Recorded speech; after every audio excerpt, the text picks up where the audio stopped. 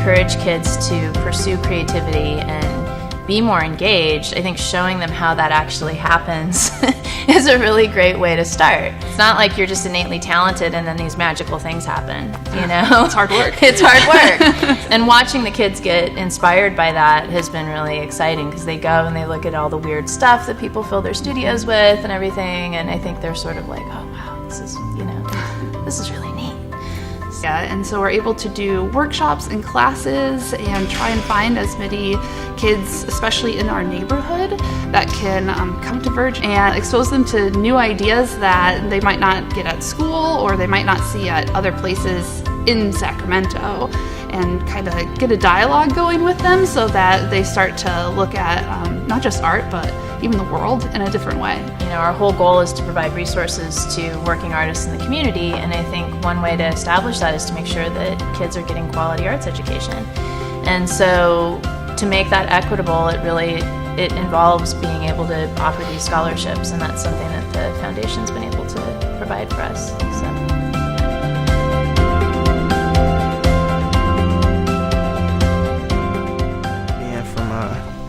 In like South Sac, it's a lot of influences basically. A lot of my friends are we're focused, but at the same time we're always like getting pushed into stuff that we know we shouldn't be doing sometimes. But I mean, it's just growing up in that area, like it's common to be in like stuff that you really shouldn't be in. And afterwards, once I got into high school and about like my sophomore year, that's when it really hit me that I should be thinking about what I'm trying to do, just not basketball wise, but actually like going to college and stuff. My GPA was kind of bad freshman year. Just started to pick it up sophomore, junior year. My parents really had experience. Like, they didn't know the process. They knew just as much as really I did. Yeah, we applied to a lot of different scholarships, and then we came across the CAP scholarship that he told me about.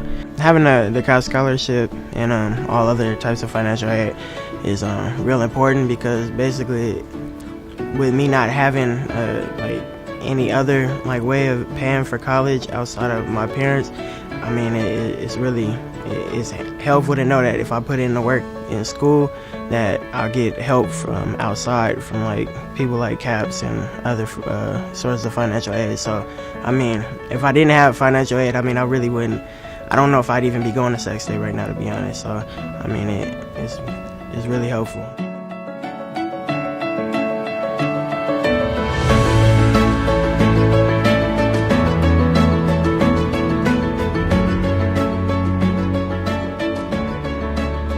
Sacramento Food Bank and Family Services partners with Sacramento Region Community Foundation to make sure that partner agencies like this one can most effectively feed families in need in our community. So I serve here in the great city of Galt, the southern tip of Sacramento County. And surprisingly enough, the need is great down here. It's kind of the forgotten part of the area of Sacramento. And there is a large number of folks, including children, that really go without food. For me, kids is a big deal, and so I wanted to make sure I took care of the kids in the city, especially around the issue of hunger. They said 1 in 4 kids in our community will go to bed hungry every night. And so for me, I go, that can't happen, and the reason for that is that's part of my story. So we're called NFAN 13. It's a collection of nonprofits, churches, organizations that have come together to eliminate hunger. So we started having a dialogue about how to work together and help one another. And that's when the Sacramento Food Bank got involved and said, let us help you. And so we started developing a partnership down here that has been unbelievable. So now they help coordinate our meetings. They help support all the other food pantries. They've eliminated a lot of our problems down in our community. Let me give you an amazing example. We drive probably 45 minutes one way just to get food from their distribution center. I threw it out there one day. I said, hey, why don't you guys bring a truck to us, load it up with some pallets of food, bring it down here. I'll get everybody together here at the same time. We'll get it out here. It'll be easy. It'll be quick. The people down here will love it. So all the food pantries now meet here once a month. Next Wednesday out in the parking lot, there'll be a big tractor trailer of food that's delivered down to us. I load up my food pantry. I load up all the other food pantries.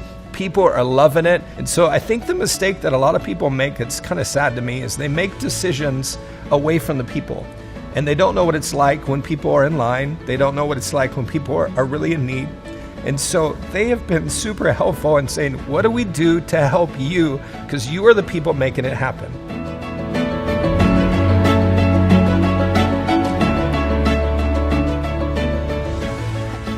every child, no matter who you are, where you come from, deserves a safe place to play. And city parks in towns across the nation are really that place. So we are in desperate need of a new playground because the wood is starting to crumble. There's nails and holes visible. It's not as safe as it could be for children. Like the time is now for us to rebuild this playground. And we were really excited to go back to the Project Playground and say, we are on board. If you folks will collaborate with us and we'll do this together, which is what we love about the Big Day of Giving, is the amount of collaboration that happens. So we actually ended up raising close to $37,000. And frankly, the Big Day of Giving has always, I think the bigger benefit has always been more than the money. It's a huge asset for our region to have models of people who say we can come together and get something done. We talked about what kinds of things could we do in future years, and one of the ideas, which I think we'll pursue, is how we can work even more with the other groups to have so that everybody has a successful Big Day of Giving, not just the Friends of the Library, because it's our community. It's a community of 7,000 people, and so it really counts on the whole community to pitch in and make this the best community possible.